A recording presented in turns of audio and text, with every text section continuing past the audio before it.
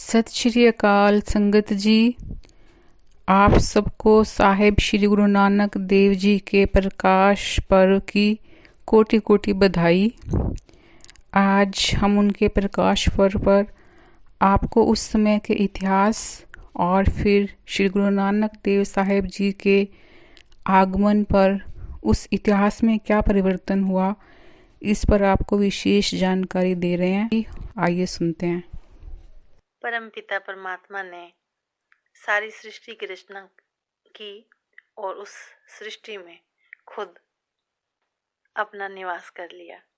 परमात्मा ने सतयुग, त्रेता, द्वापर और कलयुग 4 युग बनाए और सतयुग में अहम ब्रह्मस्मि, मैं ही ब्रह्म हूँ का नारा लगा। सतयुग में लोग भक्ति करते, कंदमूल खाकर निर्वाह करते, लेकिन ना वो मकान बनाते, न किले उसारते, बस प्रभु भक्ति में लीन रहते। सतयुग में धर्म चारों पांवों पर टिका था। फिर त्रेता युग में रामचंद्र जी ने अवतार लिया, जो सूर्यवंशी क्षत्रिय थे। उम्र 9 हिस्से घटकर 1,00,000 साल की बजाय 10,000 साल रह गई। धर्म 4 पांव की जगह 3 पांव पर खड़ा। त्रेता 3। मोह और अहंकार बढ़ गया। द्वापर युग आया, कृष्ण जी प्रकट हुए, लोगों की उम्र घट गई। 9 हिस्से घटकर 10,000 साल से 1,000 साल रह गई। ब्राह्मण ऋग्वेद के अनुसार कर्म करते, पूर्व की ओर मुंह कर धर्म कर्म का कार्य करते। क्षत्रिय यजुर्वेद के हिसाब से काम करते, वो दक्षिण की तरफ मुंह करके दान आदि काम करने लगते। वैश्य सामवेद का सहारा लेते और उन्हें पश्चिम की ओर सिर झुकाकर प्रणाम करने लगे। रिवाज ऐसे हो गया कि ऋग्वेद का पाठ करते समय नीले वस्त्र, यजुर्वेद का पाठ करते समय पीले वस्त्र और सामवेद का पाठ करते समय सफेद वस्त्र पहनने लगे। तीनों युगों में 3 धर्म माने जाने लगे। द्वापर में 2 पांव पर धर्म टिका। फिर कलयुग आया। फिर परमात्मा ने कलयुग की रचना की। इनमें लोगों के कर्म शूद्रों जैसे हो गए। लोग ऋग्वेद, यजुर्वेद और सामवेद अनुसार कर्म करने से संकोच करने लगे। माया ने सारे संसार को लुभायमान कर लिया और लोग कलयुगी गिरफ्त में आ गए। संसार में नफरत पैदा हो गई और अहंकार में जलने लगे। पहले तीनों युगों का धर्म अलोप हो गया और कलयुग में ये था कि जैसा कोई करेगा वैसा ही पाएगा। लोग धर्म कर्म के काम से पतित हो गए। 1 पांव पर धर्म खड़ा। तीनों युग में परमात्मा का रूप तो एक ही था, लेकिन कलयुग में बहुत रूप नजर आने लगे। गौतम ऋषि ने ऋग्वेद का विचार करके उन्होंने उस पर न्याय शास्त्र लिखा। उसने बताया कि सारी कला परमात्मा के हाथ में है, वही सब कुछ करने में समर्थ है। फिर जैमिनी ऋषि, उन्होंने मीमांसा शास्त्र रचा। उन्होंने कहा जैसा कोई कर्म करेगा वैसा फल उसको मिलेगा। फिर व्यास ऋषि ने सामवेद का अध्ययन किया और उन्होंने वेदांत का सिद्धांत समझाया और उन्होंने कहा कि आत्मा का वर्णन नहीं हो सकता। इस सिद्धांत के कारण अहंकार ज्यादा बढ़ना शुरू हो गया। अहम ब्रह्मस्मि। द्वापर युग के बाद फिर कलयुग का पहरा आ गया। इस काल में कपिल ऋषि ने अथर्ववेद का अध्ययन किया और सांख्य शास्त्र की रचना की और उसके मंत्र सुनाए। उन्होंने ज्ञान की प्राप्ति पर जोर दिया। इसके पश्चात कनाद ऋषि ने भी अथर्ववेद की पड़ताल करके उन्होंने वैशेषिक शास्त्र की रचना की। उन्होंने कहा कि सारी दुनिया ईश्वर के हुक्म के अधीन है। जो उसके हुक्म की पालना करता है वह सहज अवस्था को प्राप्त होता है। फिर पतंजलि ऋषि ने योग साधना को उत्तम करके बताया। उन्होंने भक्ति योग को दृढ़ करवाया। नाम, दान और स्नान भक्ति का रूप है, पर शर्त यह है कि ये कर्म निष्काम भाव से किया जाए। इस तरह 4 वेद और 6 शास्त्रों पर अमल किया गया। जब युग बदलता है तो दुनिया में नफरत फैल जाती है, पाप प्रधान हो जाता है और संसार का पतन हो जाता है। एक जाति के लोग दूसरी जाति के लोगों को अच्छा नहीं समझते। कलयुग में महात्मा बुद्ध भी अवतार हुए, पर ज्ञान का निर्णय नहीं हो सका। कोई जड़ पत्थर की पूजा करता है, कोई कब्रों मड़ियों को पूजता है, कोई जंतर मंतर पाखंड करके क्रोध में ग्रस्त है। हर एक को अपनी अपनी पड़ी है। कोई सूरज की पूजा करता है, कोई चांद की, कोई धरती की, कोई आकाश की, कोई हवा की, कोई जल की और कोई अग्नि की। कोई धर्मराज को रिझाने में लगा है। सभी व्यर्थ के कर्म कांडों में फंसते गए। ब्रह्मचर्य, गृहस्थ, वानप्रस्थ और संन्यास आश्रम बनाए गए। संन्यासों के 10 टोले हो गए, जोगियों के 12 पंथ हो गए। जंगम, श्रेवड़े, दिगंबर आपस में लड़ने लगे। ब्राह्मणों ने वेदों, शास्त्रों और पुराणों के अलग अलग अर्थ करके झगड़ा बढ़ाया। लोग जादू टोनों में निश्चय करने लगे। एक ईश्वर के अनेक रूप बना दिए। लोग इस कलयुग के भ्रमजाल में फंस गए। दूसरी ओर हजरत मोहम्मद साहब, उनके 4 खलीफे अबू बकर, उमर, उस्मान और अली हुए और उनके 72 फिरके बन गए और वैर विरोध बढ़ गया। हजरत मोहम्मद साहब ने मुसलमानों को रोजे रखने, ईद मनाने, नमाज पढ़ने आदि कर्म कांडों के बंधन में बांध दिया। मुसलमानों में बहुत सारे पीर फकीर हुए जिन्होंने भक्त के कारण पीर, पैगंबर, वली, गौस, कुतुब आदि दर्जे प्राप्त किए। मुसलमानों ने हिंदुओं के मंदिर गिराकर उनकी जगह मस्जिदें बनाई, गौ हत्या की।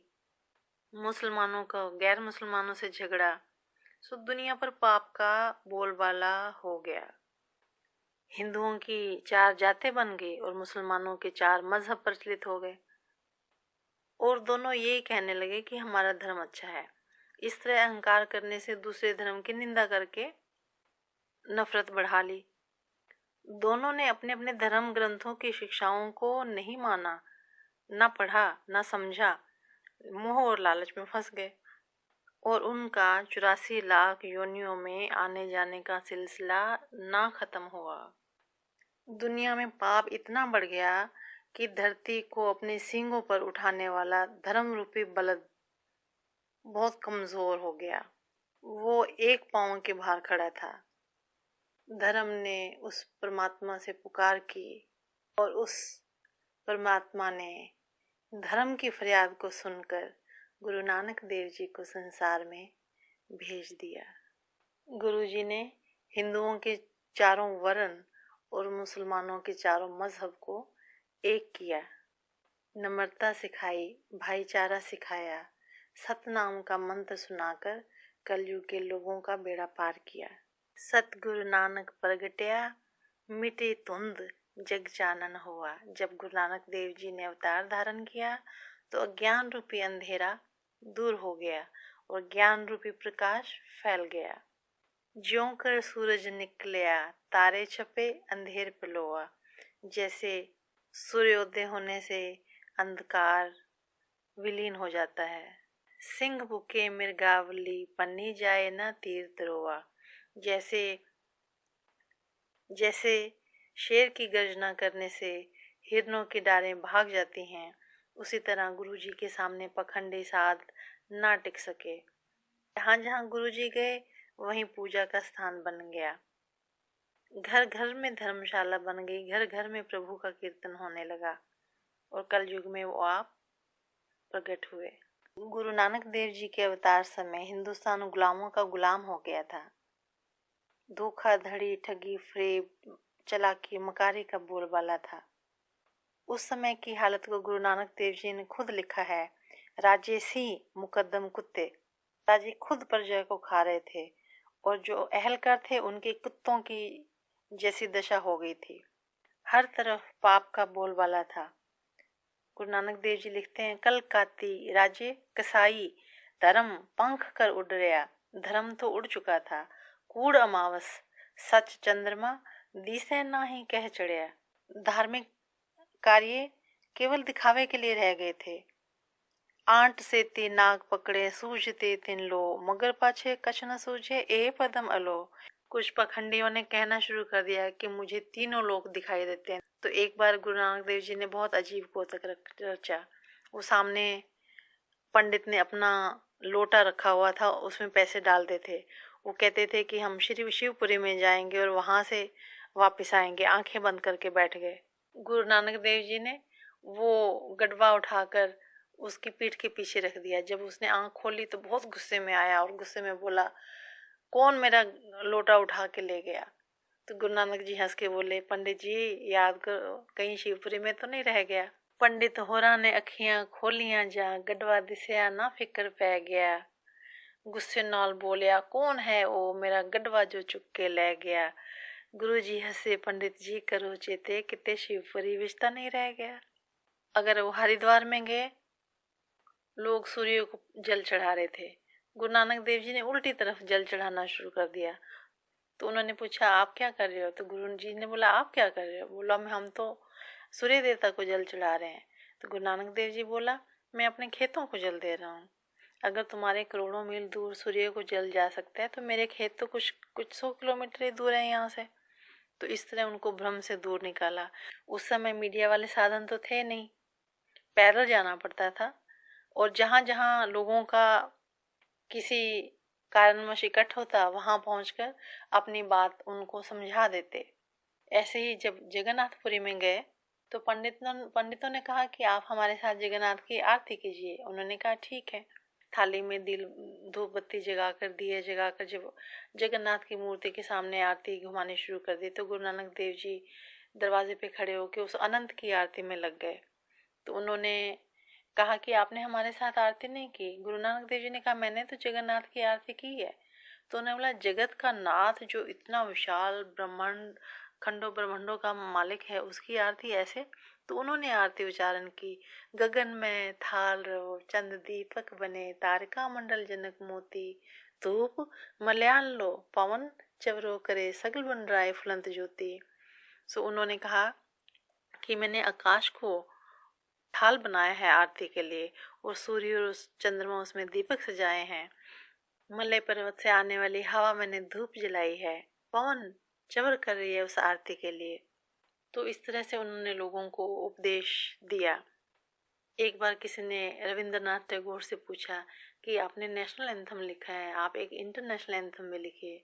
तो उनका जवाब था, इंटरनेशनल एंथम तो गुरु नानक साहिब की आरती है जो उन्होंने उच्चारण की है, गगन में थाल रव चंद दीपक बने, तारिका मंडल जनक मोती। गुरु नानक देव जी ने फिजूल के रीति रिवाजों को मानने से इनकार किया और आपसी भेदभाव को खत्म करने के लिए उन्होंने बुलंद आवाज में कहा, पूरी मानवता को एक नूर ते सब जग उपजया, कौन भले को मंदे। उस परमात्मा की एक ज्योति से ही सारा संसार प्रज्वलित हुआ, प्रकट हुआ है। सो कौन बुरा है और कौन अच्छा है? गुरु नानक देव जी के साथ एक हिंदू भाई बालाजी और एक मुसलमान भाई मर्दाना जी जो रबाब बजाते थे, उनको अपने साथ रखा हमेशा। अमीरों की देखभाल करना, उनके साथ उठना बैठना तो पहले से ही चल रहा था, लेकिन गुरु नानक देव जी ने गरीबों, भूखों, जरूरतमंदों की जरूरत पूरा करना सिखाया। गुरु नानक देव जी ने किरत करना, नाम जपना और वंड छकना। किरत करना मतलब अपनी हक हलाल से की हुई कमाई, अपने हाथों से की हुई कमाई, उसको सफल बताया, और साथ साथ सच्ची सुच्ची किरत करते करते नाम जपने का आदेश दिया। सुबह शाम घर घर में भजन कीर्तन का उपदेश किया। जी ने भारतवर्ष और देशों विदेशों में 24 साल पैदल रटन करके जगह जगह सच का पैगाम पूरी मानवता को दिया। आप जी हरिद्वार, जगन्नाथ, बुद्ध, गया, द्वारका, कुरुक्षेत्र, काफी सारे हिंदू तीर्थों में गए। ब्राह्मणों को फोकट कर्मों को त्याग करके असली जीवन जीने की प्रेरणा की। उन्होंने कहा, ब्राह्मण वो है जो हर एक में ब्रह्म की ज्योत को देखे, जो अपने अंदर ब्रह्म की ज्योत को प्रकाश करे और श्रेष्ठ कर्मों का धारणी बने। मुसलमानों के ये पूछने पर कि हिंदू बड़े हैं या मुसलमान, आपने कहा, बड़ा वो है जिसके कर्म अच्छे हैं। बाबा आखे हाजियां शुभ अमला बाजों दोनों रोई। उन्होंने सच्चे मुसलमान किस तरह बनना है ये भी सिखाया। 5 नमाजों का मतलब बताया। बोला, पहले सच की नमाज रखो, हलाल दोए, दूसरा हक हलाल की किरत करो, तीजा खैर खुदाए, बांट के छको, चौथी नियत रास कर मन को पवित्र करो, 5वीं सिफत सुनाए, फिर उस परमात्मा का गुणगान करो।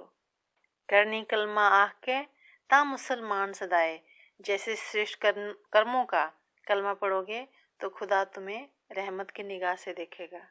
जब वो सिद्धों से मिले सुमेर पर्वत पर तो उन्होंने सिद्धों को संतोष के धारनी बनने की प्रेरणा की, मौत को याद रखते हुए हमेशा प्रभु से जुड़ने की शिक्षा प्रदान की। गुरु नानक देव जी मलक भागो, दुनी चंद, हमीद कारू जैसों के पास भी गए। कारू बादशाह इतना माया का भूखा हो चुका था कि मुर्दों की कब्रें उखड़वा के उसमें उनके मुंह में से सिक्के निकलवाता था। जब गुरु नानक देव जी ने कहा कि कारू ये सुई मुझे दरगाह में दे देना, तो वो कहने लगा ये कैसे हो सकता है। तो गुरु नानक देव जी ने बोला फिर ये किस लिए इकट्ठा कर रहे हो जब तुम साथ नहीं ले जा सकते मरने के बाद। गुरु नानक देव जी ने घर घर में जगह जगह पर देशों विदेशों में सच का संदेश दिया। आपने आचार व्यवहार किरदार और सदाचार को हमेशा सच में ढालने के लिए कहा। सच्चो और सब को ऊपर सच आचार, सच का जीवन सच से ऊंचा है। गुरु नानक देव जी के ही जीवन काल में उनके द्वारा प्रचार किए सच के कारण करोड़ों लोगों ने सच्चा जीवन अपनाया। पंजाब और भारतवासी उनको सतगुरु सच्चे पातशाह से पुकारते थे। अरब देशों के लोग उनको पीर बाबा नानक शाह के नाम से याद करते हैं। तिब्बती लोग उनको लामा नानक लामा कहते हैं। श्रीलंका के लोग उनको नानक बुद्धा कह के अपनी श्रद्धा भेंट करते हैं। रूस आदि देशों में वली हिंद बाबा नानक शाह कह के उनको सम्मान करते हैं। वियतनाम, मंगोलिया, चीन आदि देशों में आप जी को नानक भूसा कह के याद किया जाता है। भूटान, नेपाल, सिक्किम इसमें लोग आपको श्रद्धा से रिम्पोजी लफ्ज़ से याद करते हैं। गुरु नानक देव जी ने अपने जीवन काल में 4 उदासियां की, उत्तर, दक्षिण, पूर्व, पश्चिम। और 4 उदासियों में उन्होंने 24 साल का अपना जीवन मानवता को परमात्मा से जोड़ने में लगाया।